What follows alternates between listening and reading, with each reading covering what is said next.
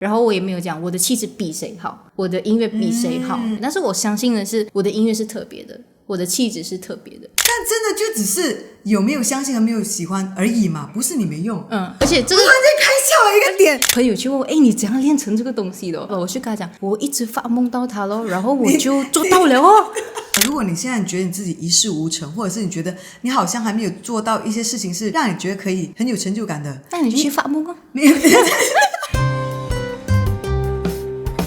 陈慧甜妈，欢迎收听陈慧甜妈。我今天这位嘉宾呢，是我在活假的时候认识他的。我们拍节目的时候，他其实跟我年龄的距离相差10几岁。然后我们在访问他的时候呢，我就在想，哎呀，应该也是跟现在时下年轻人差不多，然后我们的话题应该也还好的吧。结果一聊之下，我惊为天人，我吓到了，因为他是有个老灵魂。我们欢迎 Jasmine 静雯。Hello， 大家好，我是 Jasmine。呀，他最近呢就推出了一首新歌，叫 Fortune Cookies。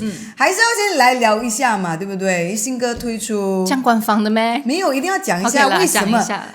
OK， 不要官方，为什么是幸运饼？如果是要有那种幸运的感觉，或者是大家有希望寄托的，就比如说塔罗牌啊，星座啦，星座常常有人做啦，要不然就是什么求签啊，这个有点太老气，有点老可是为什么是 Fortune Cookies 呢？因为塔罗牌它比较像是那种信者恒信这种东西，然后求签这种它就有点 religion， 但 Fortune Cookie 对我来讲它就是一个很 neutral， 然后也是一个食物，你信不信也好，你打开那一瞬间你看到那个 message 你是很开心的，它就是反正有一种祝福你的感觉。对对，因为它可能有不一定是预言，可是它有时候是一句鼓励的话。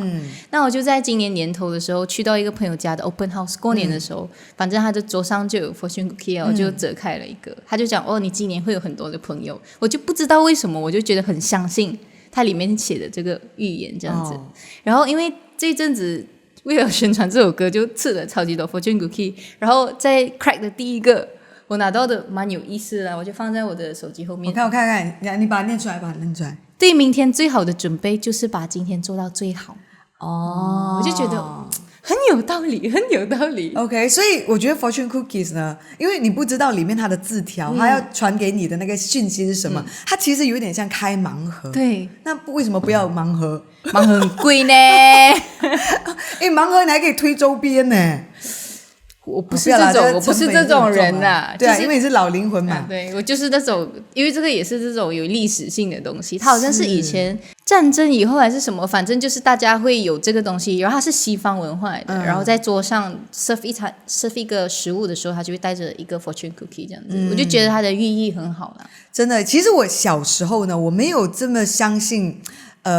好像是那种祝福，因为我觉得有一些祝福呢，可能就讲出来，就是哎呀，新年要用的，就是生日的时候要用的，这样这些祝福它就只是纯粹是一句话，但是我不知道是不是年龄的关系哦，我越大我就越相信这些祝福它就是有一定的能量，所以过年的时候身体健康，谢谢你， yes, 谢谢你。yes， 所以我真的很相信有时候我们讲的一些话是有力量，就比如说我常常觉得我们出门你见到你的朋友啊什么的时候就要讲好话这件事情，我很相信它是有带来一定的能力，因为我一些朋友呢，就比如说我活家的producer 阿强，每天要拉下水，他就很喜欢讲那种话咒自己的，什么意思？就比如说哎呀谁个啦，我找谁个啦他就很喜欢讲我一定死的了，或者就是哎呀我很倒霉了，他喜欢讲这些，然后所以他就吸引更多的倒霉。对，然后我就会觉得你不要再讲这些话咒自己了，虽然我有时候我自己自信心低落，我也会讲一些没有这么好听的话，就很丧气的话啦，但是我绝对不会讲到那个终极字眼出来，就是我已经死了的啦。对，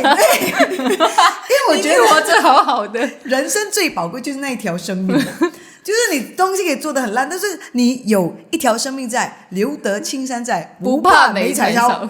对，可是他每天都是讲我已经死了，所以我觉得你应该也是蛮相信这个东西的，我妈妈以前就跟我讲，你千万不能说自己穷，即使你真的当下那个状态是穷，你会去吸引更多的穷气在自己的身上，吸引力法则。所以我自己也不太会就是说这种 negative 的话。但是你有没有一些事情，就是你从小是很不相信，长大很相信，或者相反，从小觉得很相信，长大觉得好像不见得是这么一回事的话或者是事情。我觉得我越长大以后，我就越怕死，然后 have everything to lose。所以以前觉得别人讲一个东西不能做，我要相信，要做给他看，讲诶，你看也是可以 work 的嘛。就讲诶，可能什么鬼月不能下水之类的啦。在我年轻的时候，我就会讲，我就是要证明给你看，我下水也可以安全的上来。我是那种你是这种性格反骨啦很反骨。然后越来越长大，就哎呦要醒一下，要醒一下，晚上不能出夜门。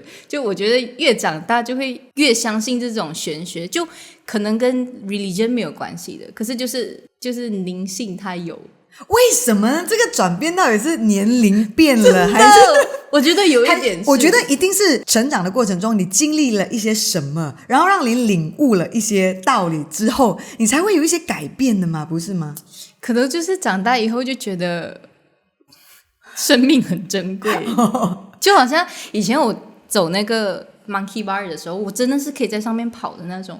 现在你要我走上去，只是站起来，我都要想很久，因为就是顾虑多了嘛。长大以后，因为你知道初生之犊不怕虎，就对于这种冒险的东西，你觉得哎，小时候掉下去，你不是爬起来，可是现在长大，你就觉得掉下去，你可能需要一段时间，而且你工作怎么办？你会想到那些后果之类的，就是这么我要这样子作死。对，不过我觉得就是小时候你刚才讲的那些反骨的你行为，对反骨行为就会造就你有一些事情的完成。就比如说我一定要跟大家讲一下，可能你有在 social media 宣传过一些东西啦，或者是在活家大家有看的话会知道，就是以前你现在看静雯，她虽然是很一个甜美斯文的样子，但她其实她小时候是很勇猛的。他小时候有做过健美啦，就是那种去做 gym 啦，然后是做的很 extreme 的。你要不要讲一下？不要指我讲。可能做 gym 在大家的理解就是为了有那个好身材，然后为了就是好看。可是我当时候做 gym 是因为我那时候做 CrossFit， 所以 CrossFit 的原则就是不断的突破自己的上限，所以他们就有一个 personal record PR 这样子的东西。所以你每一天的训练就是为了要 hit 你 PR， 就是 hit 你自己。就是就是突破人类的极限，所以我觉得那个时候也受伤的太多啦。然后我又打泰拳，然后现在也满身受伤，所以我现在去运动都特别小心。哎呀，不要做太重啊。对，因为就有一些旧患，如果你再trigger到它，就不是太好这样子。然后我现在看回年轻人跟我以前这样做时，我就觉得笨蛋。因为他们不懂，以后5年以后就不一样了。那身体你真的觉得哇，下雨又关节痛啦，这个痛那个痛。那可是你不能够推翻以前的自己嘛，因为毕竟是这样子才有现在的你嘛，对不对？对，你以前会这样子做，是因为刚才你讲到一个重点，你就是想要突破人类极限。你是不是以前有人跟你讲过不可能的？你这样子做是不可能可以做到这个点的，这个 level 的，你就觉得不行。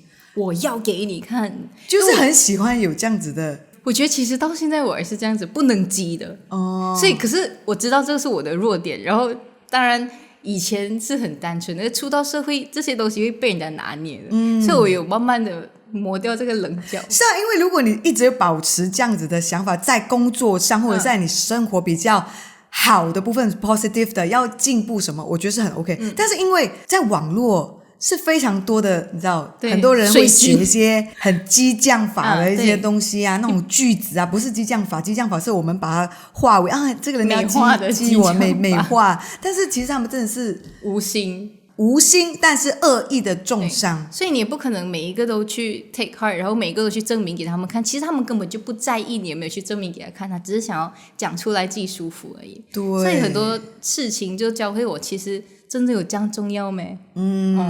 真的。那说回这个相信这件事情就是很重要，我们就必须去相信的啦。刚才我们就讲到一些什么小时候的相信，长大后不相信，或者是小时候不相信，长大后变相信。我们来讲一些道理。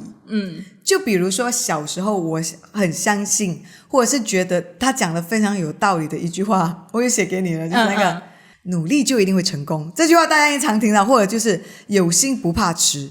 但是我长大后来我很认真的想一下，有心不怕迟这件事情啊，其实都是安慰自己的话吧，或者是有时候你到了一个年龄，对，我知道可以做，但是迟了就是迟了，而且你已经力不从心了，还有一些缘分，你错过就是错过啦。我有心。什么？你有什么缘分错过了？没有那个不要乱讲啊！我结婚了，对不对？没有，应该是说我只是打个比方啦，就是有时候这些话对吗？就这样子灌输你，可是长大过后你会觉得好像不太认同这样子。对，突然间有一些信念和信仰会崩坏。其实这个崩坏我也不是故意要让它崩坏，但当它崩坏的时候，其实心里面也是会有一个缺的，你知道吗？因为你就开始觉得那我接下来相信这些东西它原来不真实的存在。对，或者是我接下来应该要相信些什么好呢？我曾经有在我 podcast 有讲过了，因为靠山山倒，靠水水流，靠人人跑，所以我们就只能够为了相信而相信。是有点抽象，但是它又是一个铁一般的事实。就是如果你去庙也好，去 church 也好，他们就会讲相信的人就会看见。对，可是如果当你没有真正一个很虔诚的信仰的话，你必须要相信自己相信的东西，对不对？那我们就要讲回你了，你自己你觉得你在生活中最相信的东西是什么？或者是你像我一样小的时候有那个崩坏掉的那个东西？我觉得我两个都可以 share。就我小时候会被灌输讲，你长大以后就可以拿得到啦，你长大以后你就可以得到这个东西。然后我小时候很喜欢 Lego， 然后我也看亲戚朋友们他们打电动，然后家里有可能买不起 PS，然后也买不起 Lego，因为这是比较贵的游戏。所以我长大以后我还是对这件事情有憧憬的，就是我没有得到这个东西，我想要补上这个空缺。然后我现在收集很多的 Lego， 可是那个快乐已经跟以前不一样了。然后我还记得那时候大学考完最后一个考试，我就去买了一个 PS5 的 controller。然后它不是为了打 PS5 是因为我读 engineering 是用 Windows 电脑，然后我就下载了一个 NBA。后来那个电脑不小心被我在录音的时候那个线一拉到，整个水倒在那电脑也没有用了，所以我也没有机会用到 PS5 来玩游戏，因为我换成 Mac 了。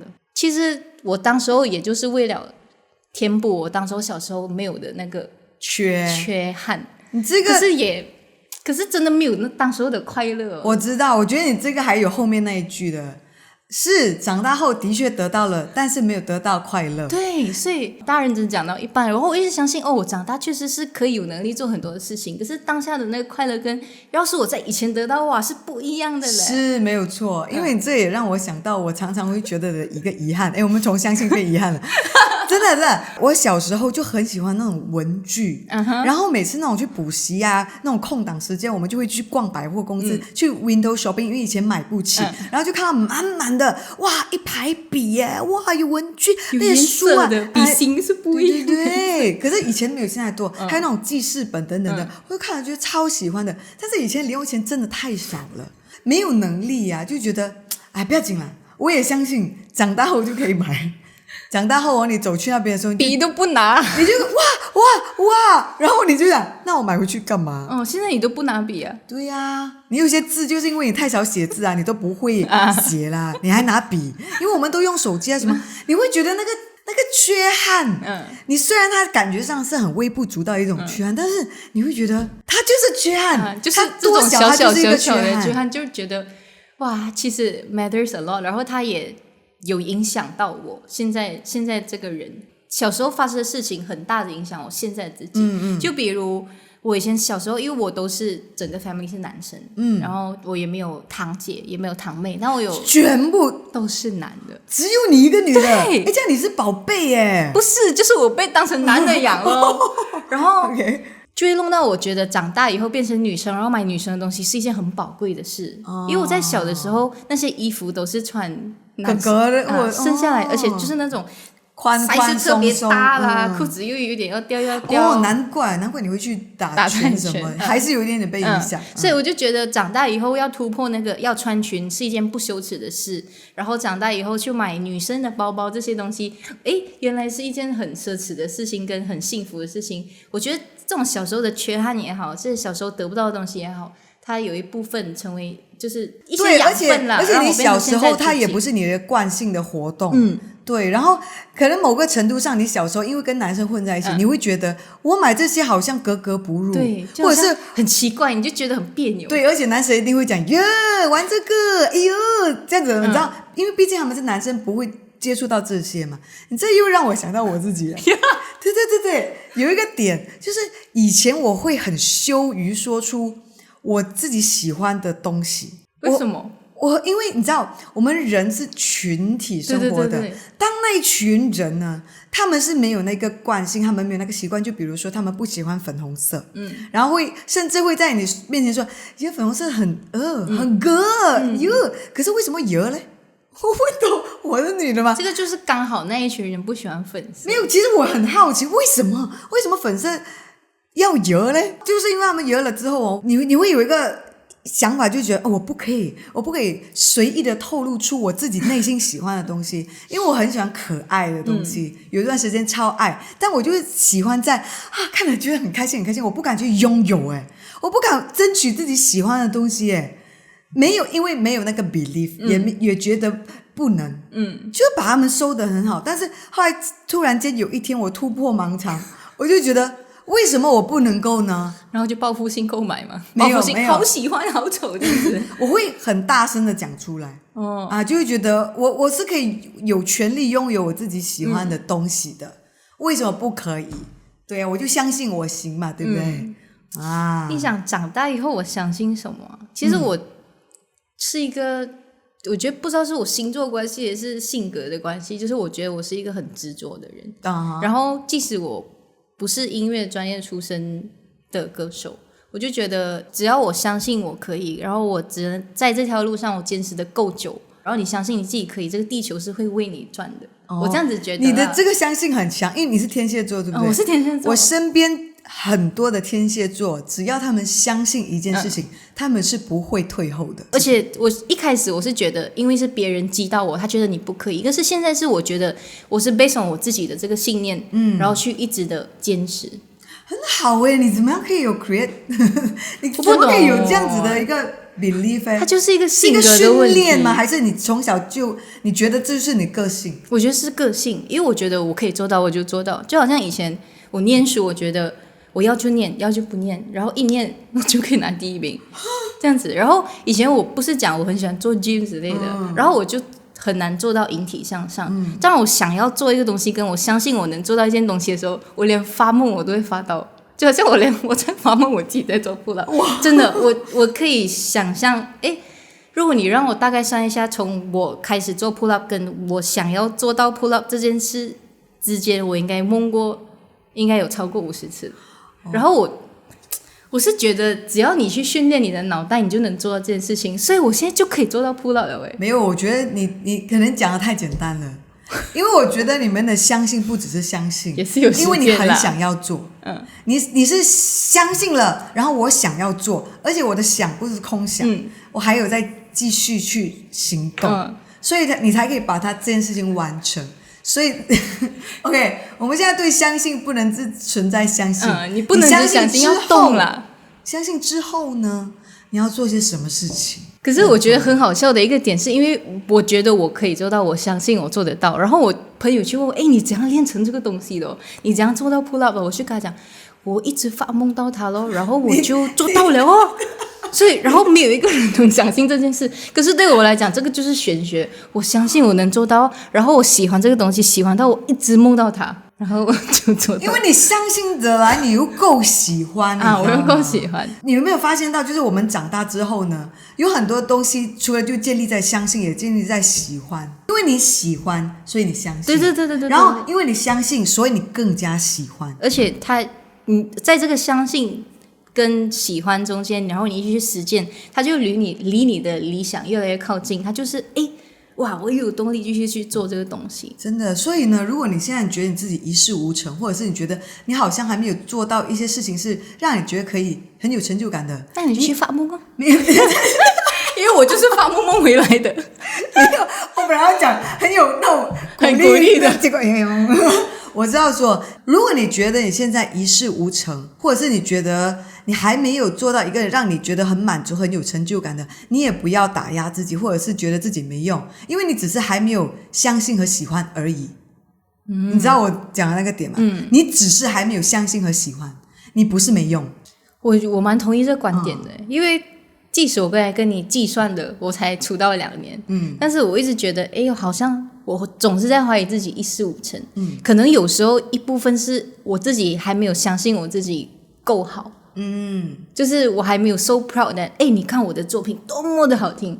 I mean 我心里是这样讲，觉得还不错，但是我还不至于是我觉得超级有自信跟超级相信这个东西会真的是 bring me somewhere，所以我觉得这个喜欢跟相信真的会把你的东西跟你的高度带到更高的维度。因为有时候啊，我看到一些朋友啊，他们做一些事情就是很成功，要做得很好嘛，然后我就会觉得很羡慕。当我跟他聊起来的时候，可是他们就很平淡，他们只是觉得我没有觉得怎样因为我就是喜欢这件事情。然后我讲，为什么不可以把自己做的这么好，心讲这么平淡？因为你刚才这样只是讲，我突然间讲通。我刚才在讲的同时，我好像也在跟我自己讲，说服了我自己对于有用和没有用这件事情。因为我们现在可能很常没有自信的时候呢，是会陷入一个点的，就会觉得你看我什么都没有做到，我很没用什么的。但真的就只是有没有相信和没有喜欢而已嘛，不是你没用。而且这个突然间开窍了一个点，而且其实这种是需要时间，而且你也不是说我可以理解人是在一段时间是会怀疑自己的，可是你会要有那个拾起自己讲，其实我还可以再走一段路。可是我每次这样子觉得，我相信我自己可以再走一段路，看回去它是很长一段路，然后从这里到那里的进步其实是蛮大的。真的真的。这样你在走这段路的时候，你有没有觉得很累，或者是离我的设定的目标怎么还这么远呢？每一天就是当我觉得这个怀疑并不是不好的事情，因为你有那个 room to 怀疑你自己，就代表你是知道自己不足，然后你要进步自己的，所以它也不完全是一件坏事，但你也不要把这个东西就是完全盖过你的相信，然后盖过你的喜欢，然后就弄到你本来很喜欢这个东西，因为你自己怀疑自己，因为你觉得自己一事无成，觉得自己没有进步，然后完全就不动了，然后就放弃了，我觉得是很可惜啊。真的，因为我们刚才也是常常会讨论这件事情。我真的是每一天都想要放弃，但是又过了一天，又过了一天，又过了一天，然后你看在这段怀疑跟相信里面，我可能又发了一张单曲，我可能又做了一张专辑，所以即使你怀疑，你还是要 move forward 啊。对，因为我们其实很容易被自己的一些你知道没自信啊，因为我自己常常是这样子的受害者啦。就比如说刚刚我跟我 producer 在讨论，我们明明在做着的一些事情，其实他已经做着很久了，而且就算你做的不好，他都还有一定的 level，绝对不会烂成什么样子，而且就是一次比一次一定会好一点点的。对，可是有时候就是因为你知道心理作祟，你会让这件事情突然间你觉得你不会做了，然后你就会很想要放弃和离开，它就会让你瘫痪，整个就觉得那个引擎好像不会 start 了。你知道，就是身边人看了会觉得很奇怪了，就觉得你不是好好的吗？为什么你原本在做这件事情，你怎么可以突然间瘫痪了呢？对，有时候真的就是你也要相信一件事情，就是有时候想过多，真的是也是可以让你整个人崩溃，或者是没有帮助，真的就是很可怕的一件事情。这样你相不相信幸运这件事情是可以 create 的？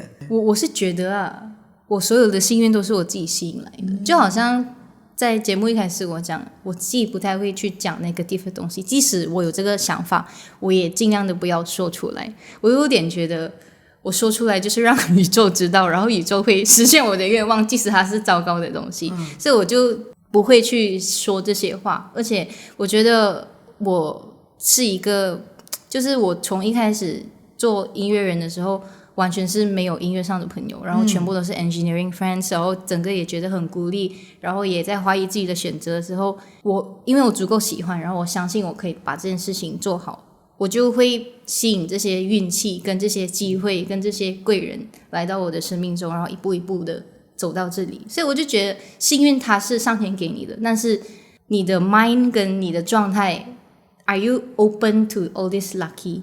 或者你自己眼睛是可以看到这些美好的东西的嘛？有时候人会 too focus on， 你看我做这个事情都没有得到好的反馈，可是一开始做出来了以后，它已经是幸运的一部分。所以我觉得你要看到你有这个幸运，再加上你的身体，或者你要感知得到 like you have to be positive to 让那个 lucky 来靠近你这样子。所以我是觉得它是一个可以 create 出来的东西，但是它不完全是我要它就有，它是你还是要 open to it， 然后让上天给到你这样子。对，然后就是一边相信一边进行着。对对对，就是一面的努力，也不是坐着等啦，哪里有坐着就有幸运啊？那真的就是坐着等就没有办法了。就好像我一开始觉得好像可以跟理想混蛋合作，可以跟 Sarah 合作，我觉得那个是运气。可是从一开始慢慢走到这一步，他们跟我合作的时候，我觉得哇，我真的很幸运。其实中间有很多的努力的，我有做很多的作品，跟我做了很多东西，让他们觉得我还是一个不错的合作对象，他才跟我合作的嘛。所以他不是 pure luck， 就不是 pure luck 来的。对，因为刚才我们就私底下有聊到，就是虽然他是短短的出道2年，但是之前他就做了很多网络上的一些 cover 啊，自己喜欢弹吉他，然后自己边唱边玩这样子，然后放上网。你有没有算过你自己其实在做这件事情做了多久？我有算过超过10年，超过10年，而且你是从一个原本是理科 engineer 中学生可以赚很多钱的那个公司，你看就是太 focus 在结果了，没有 OK， 就是你可以要一个大转变你知道每个人在进行这个大转变的时候，其实会很 lost，或者是不敢。你常常会听到一些人会有一些遗憾，就比如说他可能现在在做这个，我们看起来很好的工作，但其实他心里有另外一个梦，但他没有完成，他就会觉得如果我改变的话会不知道会有什么事情发生，他不敢，所以就是一直留有这个遗憾。但是你就是很勇敢，就是你原本是从 engineering， 然后就做你很喜欢做的唱歌这件事情，然后就做到现在。我是觉得人生中一定会有遗憾的，不管你做什么选择都会有遗憾。可是我觉得更遗憾的是你选择了这条路，可是你没有好好的走下去。这样子你就是两头都不到岸嘞，那个才是真正的最大的遗憾。所以走下去还是需要很多的相信自己的。就算你在走这条路还没有你想象中的好的时候，至少你是在走着，你把那个遗憾已经减了一半。对啊，至少 you do something， 不然你回头走，你真的是两边都到不了更靠近你理想的那个状态。我是这样子想的啦，因为我觉得最 struggle 的时候是刚毕业，你刚刚做选择的时候。然后当然是我现在走到一半了，我当然不能有遗憾了啦，我只能就是自己选择的路跪着都要走完的概念。可是如果回到以前，回到我刚毕业的时候，刚刚在做选择的时候，我真的是很 lost 很 struggle。可是就像之前讲的，我相信我选择这条路是对的，然后就会有很多的很好的事情发生在我身上，很好的机遇，很好的机会，就一步一步的推动我往前走咯。所以是真的很幸运啊。这样你是不是完全都没有卡在一个真的是觉得不可能的一个情况，就是觉得完蛋了，我真的不可能。我没有想过，完全没有这种状况。即使是想过要放弃，我觉得我是一个很做的人啊。就我早上我觉得我是一个很 positive 的人，然后因为我一个人住，晚上可能就会想的很多，这样哎呀我明天就跟老板讲我不要做了，就是那种。可是我一醒来，我会觉得我又可以了，所以我不会有太久的那个 DVD。我不可能跟你讲，我是一个完全不会有负面情绪的人，我是有的，可是只是睡一个觉起来就好了，又是一条好汉。我是这样子的人啊。那好但都是训练出来的，要相信。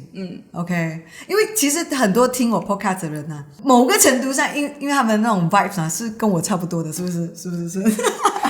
扣一焦虑啦，没有耐心啦，或者是等等，就是比较可能容易有负面思想的，或者是卡关的朋友，我觉得会耶。就是虽然是你是年轻过我很多，但是我真的觉得每个人他们带出来的讯息真的是有一定的力量在。真的，这个我相信。我是觉得懂得放弃也不是一件坏事啦，因为我觉得我自己有时候执拗到有一点让我觉得自己很窒息跟辛苦。所以如果我们刚才说这些努力，它是要努力在正确的道路上面。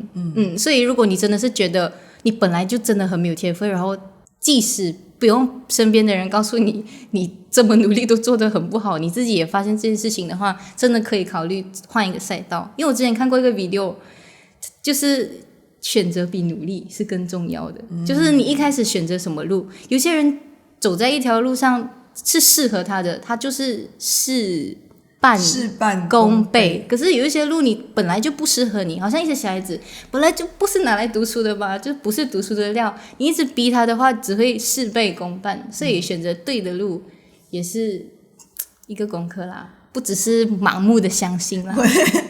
有一些朋友不跟听前面就讲对，然后听到你讲这段说啊，这怎么办？我打我远点了。没有啦，很多事情还是要自己去理出来，继续琢磨啦。因为道理大把，还有就是成功或者是鼓励的东西也一大把给你看，但很多事情还是要回到你自己身上。对，就可能你明明是一个全球选手，就是大只的，然后那个 agility 也不太好，就是力量大，然后你不可能去跑100米的嘛。就是你自己也有那个自知之明，你要有自己的认知。你突然间让我想到一个东西了。我以前小时候，因为我觉得我是耳朵比较往外的，就是我很容易听别人讲的东西会很在意。因为你知道有些人他们是可以听内心，对，听自己的声音比较多，但我很容易听外面的声音，影响很大。然后我记得我小时候就我亲戚朋友就看到我这样，你这个骨骼不错，可以是做运动员的料。我就一直把这件事情记在心里，然后我就觉得我打羽球很厉害，然后我就在我中学的时候，我就很坚信我打羽球是很厉害，但以前我也没有训练过，然后就是一种盲目的相信，我就。可是你觉得你自己有天赋的吗？以前觉得有啊，因为我相信这句话。然后我最多的训练在哪里？就是我跟我二姐就在家里那个停车位啊，两个人打羽球。可以有多厉害，你知道吗？外面世界这么大。然后呢，我就中学的时候，我就去，你知道班上会有那种什么班级赛，对，或者是个人赛的羽球赛嘛，我就觉得奇怪，为什么老师没有选我？我就，为什么老师没有选我呢？那我就胆粗粗，我就报名个人赛了，然后就被打得落花流水。我拿1分呢。可是至少给你1分啊！没有，那时候我就认清一件事情啊，该讲做选择，还有你要认知啊，你要自我认知，好不好？可是我觉得这个也是认知的一部分啊，就是你一直困在你自己的认知里面，可是当真的有那个 challenge 来的时候，你把你自己放在外面才知道，原来我真的不合适。对。可是我有一个麻烦点，就是因为我本来就是一个自信心不是太高的人，因为我太听外面了嘛，我就相信别人讲的，所以你的自信是建立在别人的身上的。这个就是麻烦点，所以大家也是要认清你的相信。相信是要从里面出来的。对，from your heart， 不是你的，因为有一些朋友他就是好但不够好，所以就是可以讲，你做得很好，其实没有。可是问题是朋友一定要给你一定的鼓励嘛，或者他某个程度上他自己觉得他没有办法办到，他真的觉得你做得好嘞，对不对？对，但是别人的话你信一半，你要相信的还是打从你自己心里。而且你要喜欢一个东西是因为你自己喜欢，而不是觉得别人觉得你很适合做这个东西。真的，我觉得就是你是别人觉得你很适合当运动员呢，你就去。然后可是你自己心里想当运动员咩？你自己不知道这件事情，因为你没有去思考。真的这个很重要我觉得我小时候缺了别人告诉我这件事情的真实的层面在哪里。这是等到我这么大之后我才累积了很多事情我才知道的。其实我真的要当运动员咩？好像又没有，是不是？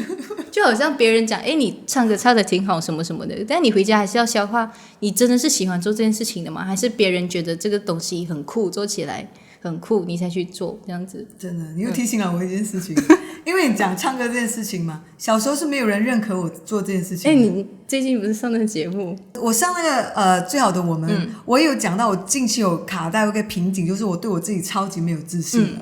但是我明明小时候没有人认可我做这件事情，你非要你给他看。对，我就觉得因为我声音是沙的嘛，但我现在更沙，小时候我声音就是沙底的，然后很多人就觉得你怎么可以唱歌呢？就会讲你声音像鸭子什么之类的。也没有啦，难道你觉得我声音像鸭子？有啦，就因为以前我一开始听的音乐是苏打绿，然后在我婆婆每次经过我电脑的时候讲，怎么你要听这样子的？因为声音真的很特殊，可是不是每个人能接受的嘛。我明白。所以当时候你就相信这样子的音乐是突出的，可是人家就觉得做什么，所以我相信你当时候也是觉得对这样子。我觉得那时候我就胆粗粗的觉得我觉得，因为你知道自己听自己的声音和别人听自己的声音是不一样的。然后你用那个卡带你知道什么是卡带吗？知道 cassette 你录出来的那个声音也是不一样的嘞。它就有一种 radio 感。你听你的声音，你会觉得那个声线不一样。这样我就不知道了，我没有录过 cassette。你总有用过你口的录出来的声音吗？手机咯，用手机录下来的声音，你会听起来是不一样。但是小时候我就觉得我要唱我很喜欢这件事情，我还去报名歌咏队啊，去跟别人一起合唱团这样子。然后奇怪明明以前这么相信的一件事情，为什么到了长大会卡在这种东西？就是你没有相信，你怀疑。对，我就听太多别人讲太多话了。对。然后还有就是攀比，你有没有把自己跟别人比过，结果比到你知道一塌糊涂？我觉得在学业上有啦，一开始很 struggle 的东西是大学它是可以用分数来攀比的。然后出社会它是没有一个标准的，然后它也没有告诉你要读什么 syllabus，所以一开始我从大学出来我是很迷惘的。然后出来以后我就觉得音乐更不能比较，我知道我自己不是音乐出身，所以我没有音乐底子，然后我也没有上过 vocal class 这样子，所以我当然是一步一步慢慢摸索出来。但是我相信的是我的音乐是特别的，我的气质是特别的，然后我也没有讲我的气质比谁好，我的音乐比谁好，所以我觉得音乐它性质比较不一样，它不是拿来比较的东西。然后我也相信可能我的气质跟我的音乐跟别人不一样，所以可以 stand out。它 stand out 的点不在于比别人好，而是独特的这样子。是啊，真的是发现，因为现在的社会，尤其是 social media 太多了，然后你常常会看到很优秀的人，然后你不知不觉，真的是你可能没有发现的情况下，你就已经在开始跟自己比，或者是觉得，我也要像他这样子。其实，如果你是一个正面的想法的话，是 OK 的。但是如果你是开始有一些打击自己，就不太好了。就好像别人去旅行做 business class 什么，你就会觉得哇，有点攀比心态了啦。可是我是觉得，网络上这种东西其实它就很表面。可能你们的钱包里面也有一样 amount 的钱呢，可是他愿意花这个钱在这个东西上面。对。所以很多事情不是你看的那样而已，所以你可以去看，但是不要让它影响自己太多啦。真的，如果你觉得影响太多，你就不要再看了。真的很重要一件事情。你知道我做 podcast 有一个很重要的一个点是什么吗？我所有访问的来宾，来跟我聊天的来宾，或者是传达message，最终我都是要自己听回的。哇，我都是在跟我自己对话，所以就真的是一种学习，真的是一种学习嘛。人生还有就是每个人的历练不同，对，我觉得是有很多道理，我们最终还是要自己学回，然后自己去领悟，而不是听了就放旁边这样子。OK， 所以陈慧甜妈也是希望大家听了之后有一点点感觉啦哈。就是听了以后，我觉得 podcast 的魅力在于你听了以后，你会觉得 OK， 我是在车上听的，然后我就去跟朋友聚会了咯，这件事情就抛在脑后。可是你又回到家的时候，你想到刚才的内容，你就慢慢的咀嚼的时候，好像领悟到一点东西，所以我就觉得这是 podcast 的魅力。真的，我真的是希望可以帮得到像我一样很容易被你好像是什么患者一样。没有，真的，你知道吗？虽然看起来这个病不重，但是它影响生活真的太重了。就是你没有自信，你容易焦虑，你没有安全感，这些都是现代人越来越有的东西。真的，所以我们就互相扶持。 OK， 好，那到我们的这个节目尾声，通常都会让来宾来一个结尾。如果你的生活还有你的相信，就整个 Jasmine 的生活人生啦，是一颗橙的话，你觉得它是怎么样的？我这颗橙的外表是平平无奇的，就是如果平平无奇的，要是摆在店里面，它就是10000颗橙里面的其中一颗橙，它也不是说特别的 bright 特别的大颗，但是里面的话，我目前还是觉得我想要活的让它是甜的，当然里面一定会有酸，但是我希望as一个消费者，我拿到我自己这个橙吃的时候，它可以吃到 orange 它原本该有的酸，然后它也可以尝出来这个橙可能80-90% 的甜。所以就是虽然看起来这个生活没有怎么样，但是我的内心是富足的，内心是富足，因为我觉得我自己比较向往精神层面的成长，然后我今年去旅行也是觉得，它不是为了吃，不是为了这个那些，就是也不是为了给大家看是什么。可是你经历过很多事情，看过很多事情以后，你心里是会觉得，哎，我又成长了这样子。因为你看别人讲话或者别人的 culture， 你会觉得真的很不一样啦。就以前我就觉得马来西亚是一个很糟糕的地方，因为可能政治方面还是什么，我就觉得哇很烂耶，这里 MRT 又不方便，天气又热，东西又贵。可是你去到国外呢，治安更糟糕，什么什么的更糟糕，回来就觉得哇这个是一个很棒的地方。所以我觉得我一直在追求这些精神上的跟认知上面的成长。我觉得长大了之后，你看的东西多了之后呢，你会更加珍惜自己所拥有的东西。而且你也更知道更清楚自己相信的东西。没错。现在觉得马来西亚美了吗？哇，超棒！这里东西又便宜又好吃，治安其实真的很好，真的相比之下好很多。真的。所以我就觉得，是一个很棒的地方。因为有一些人他们去到国外会觉得，哇，那个地方有多么的好，多么的好。可是其实自己国家真的挺好的。对，家还是最好的一个地方。好啦，到最后的时候还是要除了那个结尾，还是要让你来宣传一下你的新歌好不好？哇，说明明我的歌很轻松啊，那么那沉重啊？没有啊，来我这边聊天是这样的嘛，没有沉重啊， okay. 聊天嘛，对不对？我最近就发了一个新的单曲叫 Fortune Cookie，然后它里面总结了生活中可能有的一些倒霉的事情，然后就说你遇到这个 Fortune Cookie，whether 它是真正的一个 fortune cookie 还是一件事一个人也好，希望它是一个很大转折点，让它就像一个水逆一样，水逆以后就是一个重新的开始，然后希望你可以很幸运，然后希望你听了这首歌也可以感觉很幸运这样子。赶快听起来，各大平台都有哦。好啦，今天非常谢谢 Jasmine。